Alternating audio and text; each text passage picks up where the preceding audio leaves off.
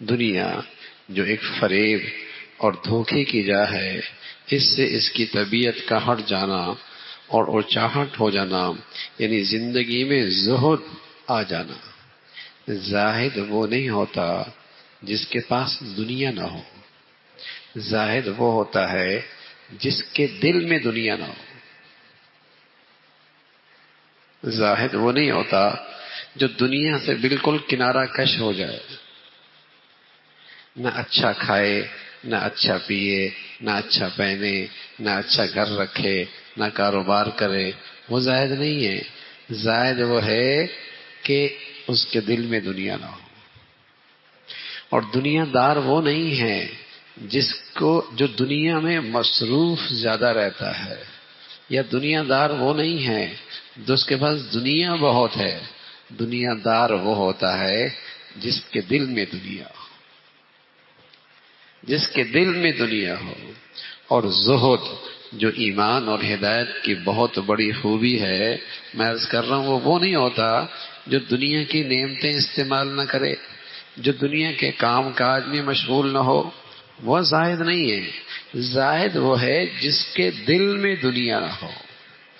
دیکھنے میں کشتی ہے تو سمندر میں، ہے تو کشتی سمندر میں، اور ایک جگہ سے دوسری جگہ تک جانے کے لیے سمندر کے بغیر چارہ کار نہیں، لیکن آپ جانتے ہیں وہ پانی کشتی کے اندر نہیں ہے، وہ پانی کشتی کے اندر نہیں ہے، وہ کشتی ہے تو پانی کے اندر، اور اس کا پورا سفر پانی میں گزر رہا ہے، دائیں بائیں آگے پیچھے پانی ہے، لیکن یہ کشتی کے اندر پانی نہیں ہے۔ دیکھنے میں تو دائیں بائیں اس کی دنیا ہے، لیکن یہ خوش نصیب ہے، اس کے دل کی کشتی میں دنیا نہیں ہے، اس کی دل کی کشتی میں دنیا نہیں ہے۔ اور ایک وہ کشتی ہے جو بظاہر سمندر اور دریا میں تو نہیں ہے، لیکن اس کے اندر بھری ہوئی پانی سارا ہے، تو ظاہر ہے وہ منزل تک تو نہیں پہنچا سکتی، وہ منزل تک تو نہیں پہنچا سکتی کشتی آدمی کو، وہ کشتی تو آدمی کو منزل تک نہیں پہنچا سکتی۔